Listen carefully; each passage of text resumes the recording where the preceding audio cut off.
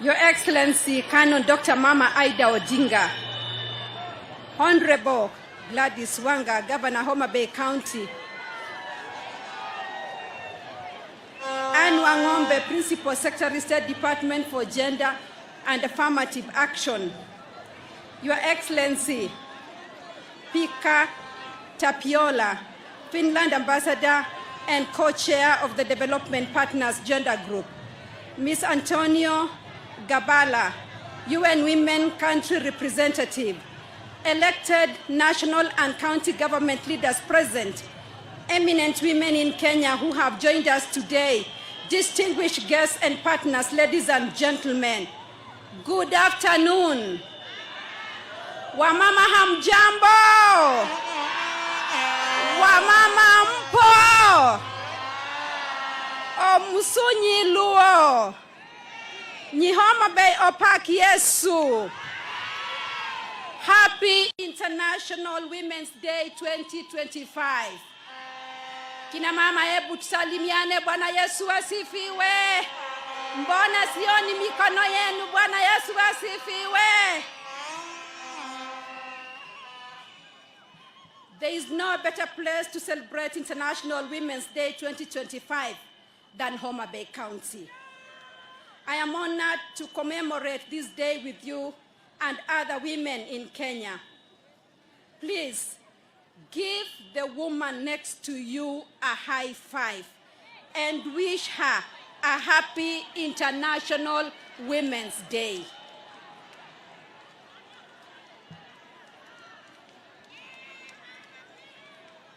Our President, Dr. Raila-Ruto, sent me with his greetings and best wishes as we celebrate this day. Congratulations to Governor Gladys Wanga on making history as the first female governor in the Western and Nyanza regions.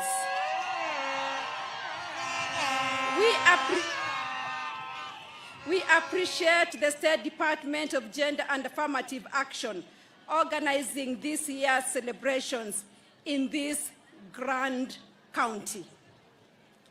As we reflect on the journey towards gender equity, we must honor the women who have played a significant role in advancing the political space for women in Kenya. We celebrate Professor Maria Nzomo, Mrs. Priscilla Nagurai, and Honorable Lina Chebiki-Limo, who have joined us today. They helped set the pace for the increased participation of women in leadership that we see today. Our gathering today in Homa Bay County is a show of our collective commitment to the empowerment of women in Kenya and the pursuit of gender equity. The Kenya Kwanza administration is fully committed to ensuring that every woman in Kenya feels appreciated, wanted, and protected in our country. Let us also acknowledge the remarkable women who attended the 4th World Conference on Women in Beijing in 1995, an event that set the foundation for gender equality worldwide. We have some of the eminent women here with us today, and their voices helped shape policies that continue to uplift women to this day. Ladies and gentlemen, as we celebrate this day, let us recognize the strides made in advancing women's rights and opportunities.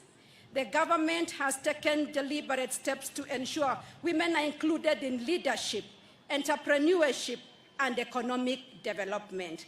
Some of the key programs we have implemented include the Women Enterprise Fund continues empowering women with affordable credit and business training with an increased budget of up to Kenya shillings 13 billion. The Hustler Fund has provided financial support to thousands of women-led businesses across Kenya, allowing them to grow their businesses and create employment. The maternal benefits package, previously known as Linda Mama, is now bigger and better under the Social Health Authority.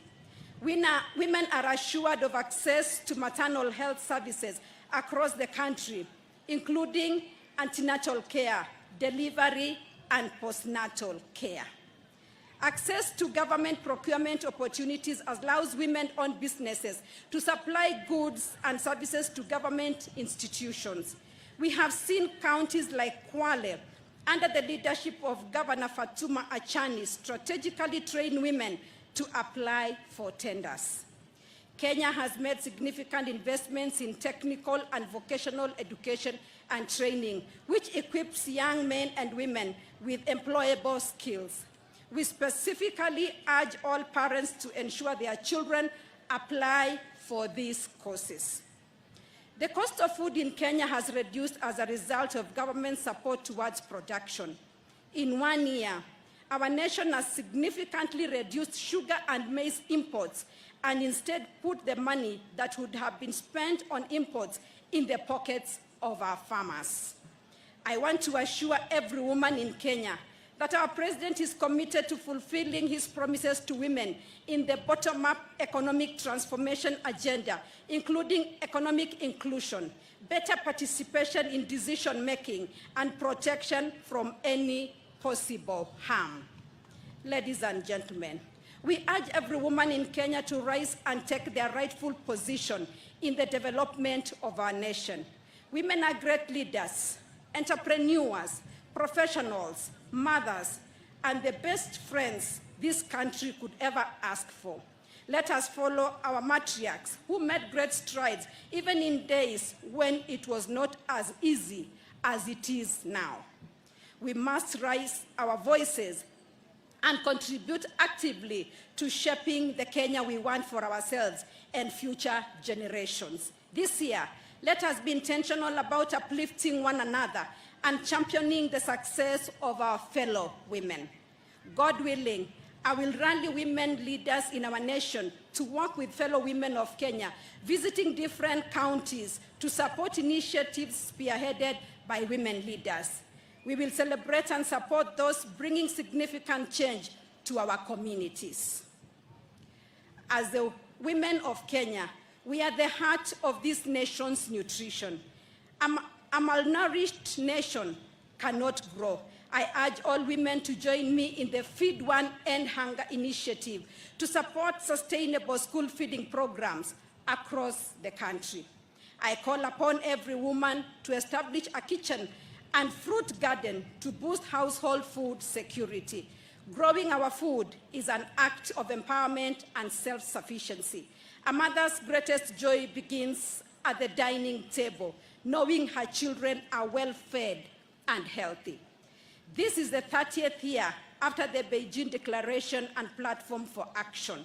As we launch the Beijing Plus 30 Kenya Countries Report 2025 today, we are proud of Kenya's strides in promoting women's rights, addressing gender-based violence, and enhancing women's economic empowerment. The information provided in the report builds on the 2019 Kenya's Beijing Plus 25 report and takes stock of progress made in the last 5 years, from 2020 to 2024. As I conclude, our role as women is not limited to our homes and workplaces, but extends to supporting and praying for our leaders. Let us pray for wisdom and guidance for our president and all leaders at every level as they plan and implement progress and programs to uplift our nation. My sisters, today we celebrate you. May this be the year when we see the best of the women of Kenya. May we rise higher, dream bigger, and achieve more together. Happy International Women's Day 2025. Erokamano, Nyasaye egweu. God bless you. Asanteni sana. We love you. God bless you.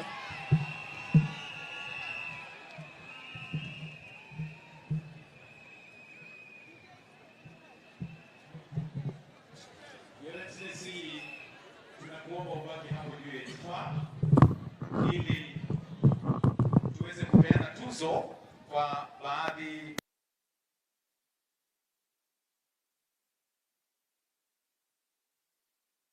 the first award in the category of individual awards. We may take our seats, kindly. We may take our seats. The first award is Economic and Financial Inclusion for Women and Girls. And that award goes to someone because in recognition of our efforts in advancing economic and financial inclusion for women and girls through Aviana Eco Arts, which transforms environmental waste into marketable arts and crafts while equipping communities with handicraft and business skills. Her enterprises creates income opportunities and promotes sustainability by integrating climate action into economic empowerment. Ladies and gentlemen, introducing Vivian Awor Oluoch. Wapi makofi kwake.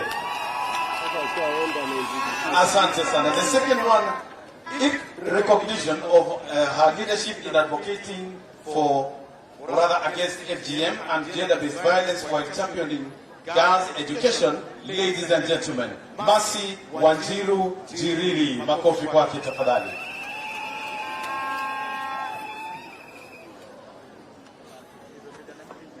Next, in recognition of our outstanding efforts in advancing reproductive health rights for women and girls through superb CBO, a feminist organization supporting underdeserved communities in Kibera, introducing Yasmin Mohammed Nasur. Wapi makofi.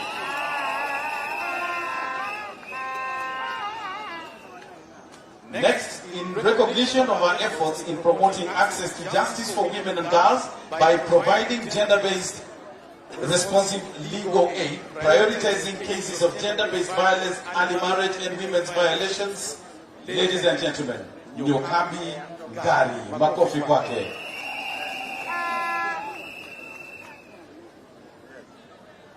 And now, institutional award in recognition of its commitment to gender equality and women's empowerment through progressive work policies, inclusive hiring, and leadership opportunities for women.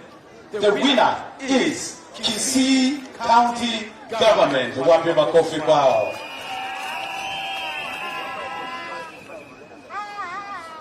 In recognition of its commitment to gender equality and women's empowerment by providing economic opportunities for women, we have a non-state organization, Aviana Eco Arts.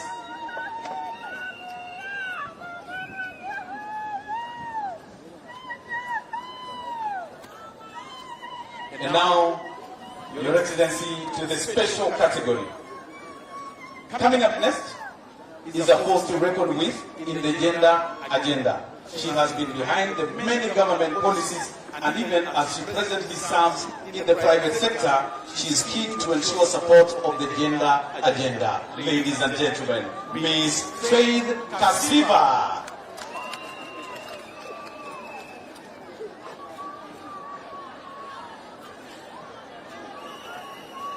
Next,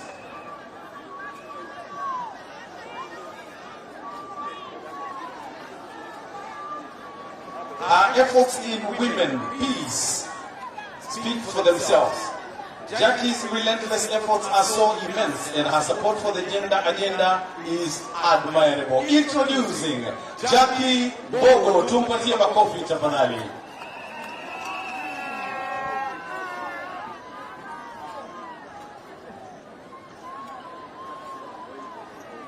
I request all of us to take the stage to take a photo with Her Excellency pamoja na PS na Governor.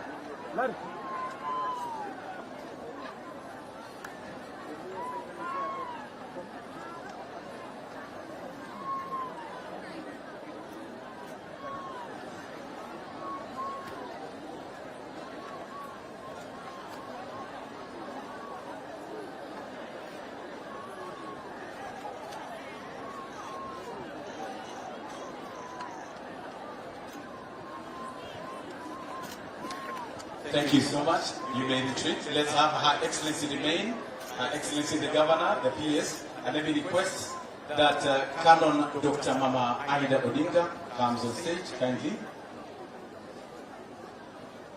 joins them. We want to launch the Beijing report. It's here with us. Let's have it, please. Bring us the dummy. The dummy, please. We'll face this side, kindly. Naomba tuangalie upande huu. Tuangalie upande huu wa kamera.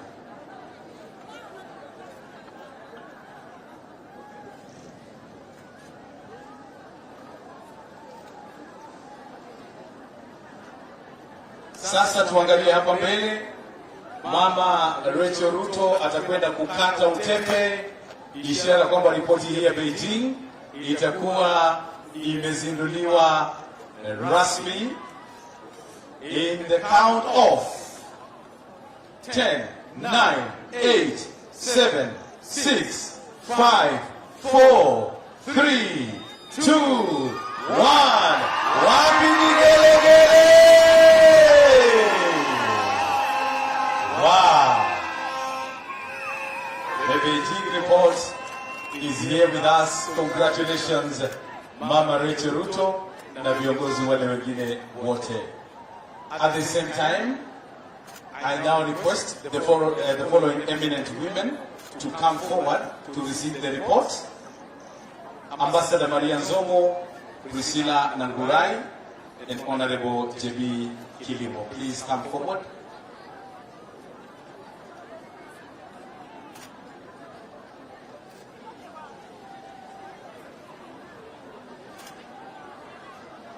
Also, hao ambao wako kwenye stage waweze kupata. Kindly remain on stage, Your Excellency.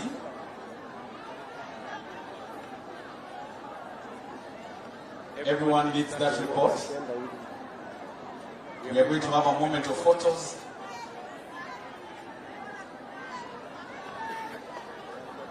We face in front as we take a photo. Ambassador Finland, please come over, kindly. You and women, country.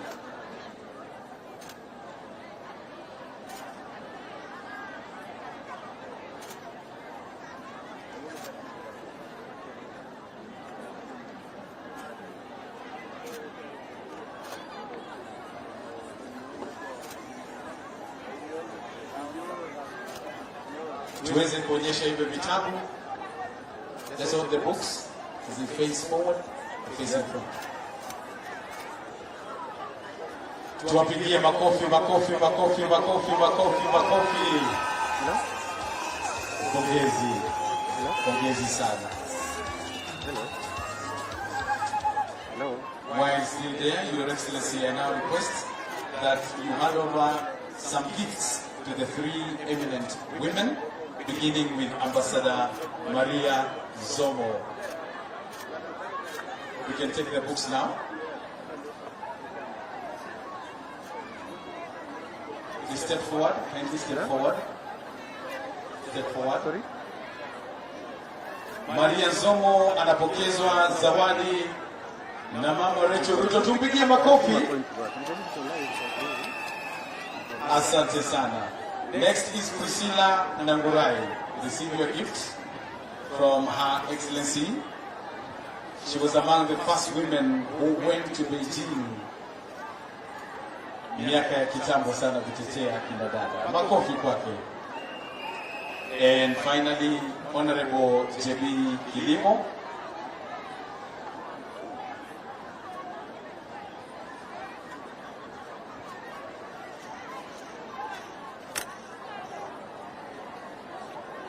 I'm very sure Mama Ida was also in Beijing.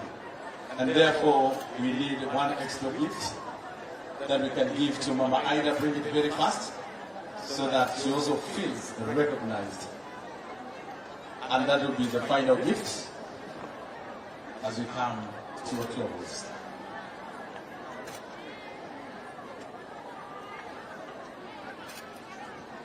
All right. Na sasa Mama Ida naye pia anapokezwa zawadi. Makofi jamani. Asanteni sana. The rest of us will fall out so that we leave Her Excellency Raila-Ruto to lead us in the national anthem. Let us all fall out. Thank you.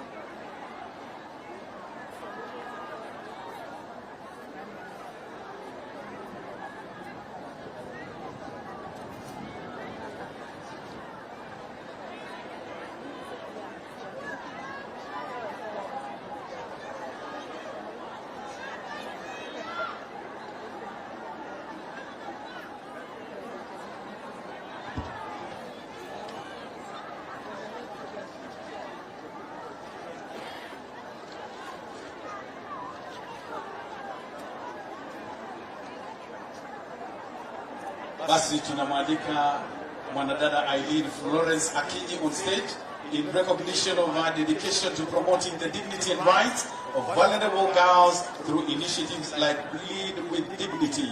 Amefanya kazi ya maana sana. Msichana wa miaka 12. Makofi na vigelegele kwake.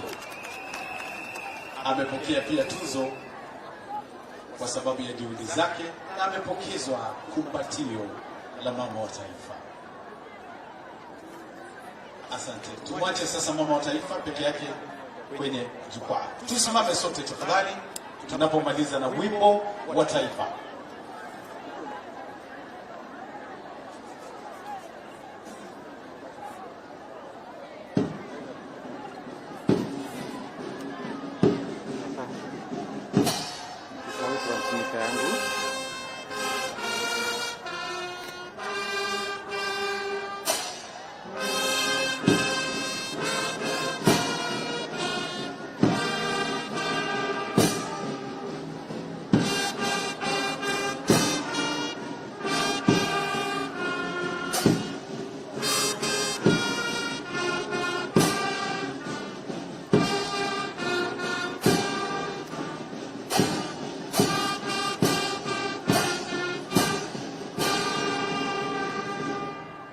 Asanteni sana. Tunaweza kumpisha mama wa taifa pamoja na Canon Dr. Aida Odinga na gavana na ujumbe wao waweze kuondoka na kisha sisi tutaondoka baadaye. The rest of us, you may take your seats.